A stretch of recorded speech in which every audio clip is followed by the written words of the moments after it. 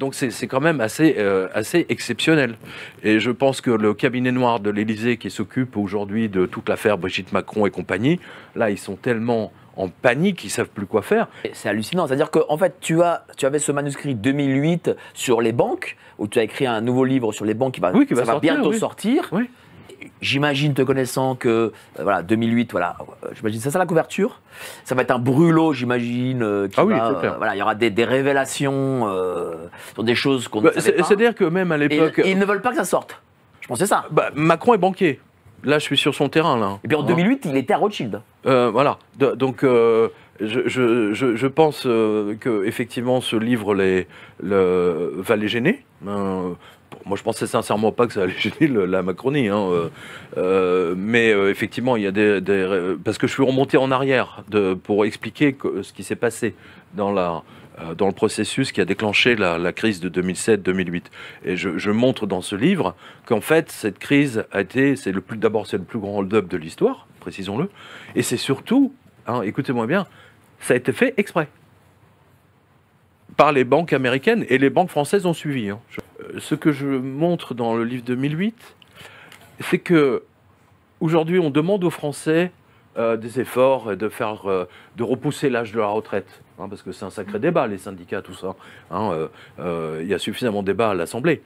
Mais ce qu'on a oublié, justement, ce que je rappelle dans le livre 2008, c'est que Sarkozy, à l'époque, quand il était président, quand il était ministre du budget, il a déjà vendu l'or de la France. Mais à la présidence, au moment de 2008, au mois de septembre, ils ont pris l'argent des caisses de retraite pour sauver les banques. Ça, c'est un mauvais rappel. Et ça, ce livre est un très très mauvais rappel pour l'histoire du débat sur les retraites. Il faut rappeler aussi que 2008 a créé un endettement sur l'année ou sur les 2 ans de moins 350 milliards. Parce qu'il fallait rembourser, il fallait payer les banques pour pas, soi-disant, qu'elles tombent. Et en fait, quand elles ont gagné de l'argent sur notre dos. Entre 2008 et 2018, vous verrez, je donne les détails dans le livre, comment dire, les commissions des banques ont augmenté de 1000%. 1000%. Pas 10 ou pas 15. 1000%. Que tout le monde ait ça en tête.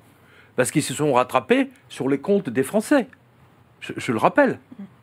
2008 et les conséquences de 2008 sont toujours en action. C'est comme Tchernobyl et Fukushima ensemble. Financier, j'entends. Ça va de soi. Ce livre, c'est quoi? Ça peut faire tomber Macron pour qu'il. Non, mais ça va déclencher la haine des banquiers, ça, c'est sûr. Ça, alors ça, c'est certain.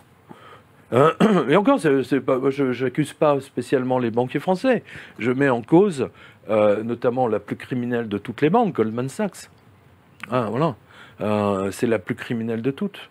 Bon, elle n'était pas la seule. Bernstein, Morgan Stanley, etc. Mais BNP, Société Générale surtout, Crédit Agricole surtout eux, tous ces banquiers français qui ont un complexe d'infériorité par rapport à leurs homologues de Wall Street. C'est un peu comme le joueur de football de 3e division qui regarde les traders de Wall Street, les banquiers de Wall Street comme Mbappé. C'est un peu l'idée. Et donc, ils leur ont fait confiance, ils ont acheté leurs produits. C'est ça qui les a ruinés. Dans le livre, je montre comment Christine Lagarde, qui était à l'époque ministre des Finances, a supplié quasiment à genoux Paulson, à l'époque, donc le ministre des Finances américain, de sauver AIG, l'assureur, celui qui fait les Blight Masters, c'est mon livre Blight Masters, les fameux crédits défaut swap, parce que sinon, les banques françaises allaient se prendre une tôle de 300 milliards. Et donc, elles étaient d'office en faillite. D'ailleurs, des cadres de la BNP ont reconnu qu'à l'époque, en 2008, ils ne savaient même pas s'ils pourraient ouvrir leur porte le lendemain. Donc ça, c'est un rappel.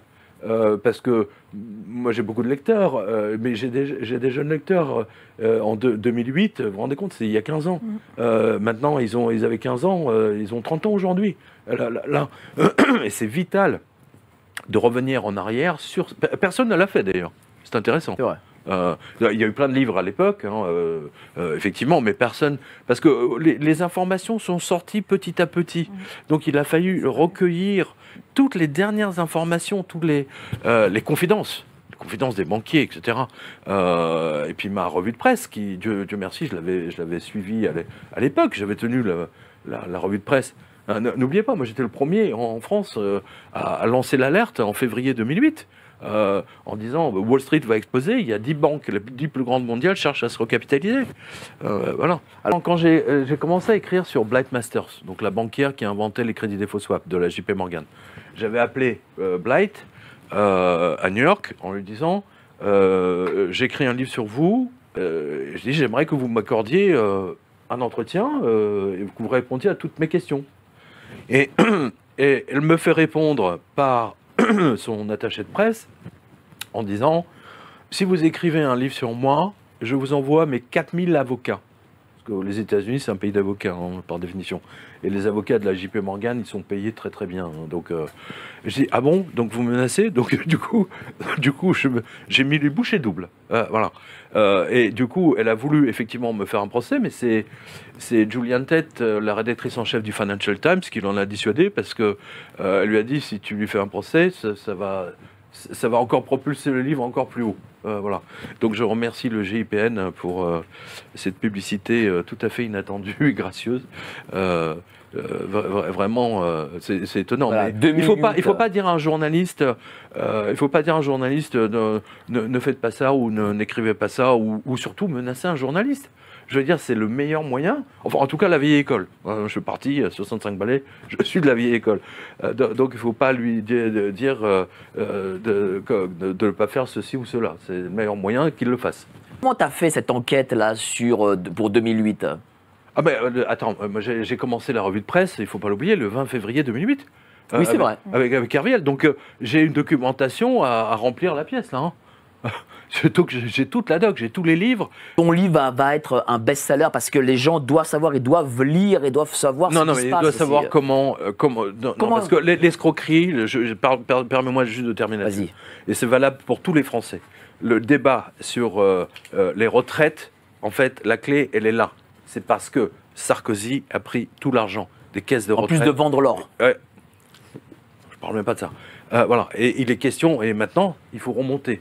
Alors les banques ont dit oui, on a remboursé. Oui, tu as raison. Elles ont peut-être remboursé, mais elles ont remboursé des années après. Voilà. Et tout cet argent est manquant dans les caisses de retraite. C'est la même chose aux États-Unis, c'est même pire. La situation, et en Europe, elle est pire. Il y a des caisses de retraite qui n'ont plus d'argent. Je ne suis même pas sûr qu'il reste de l'or à la réserve fédérale. Si, il en reste, mais c'est pas... il en reste pas les montants qu'ils donnent. Pas les montants qu'ils donnent.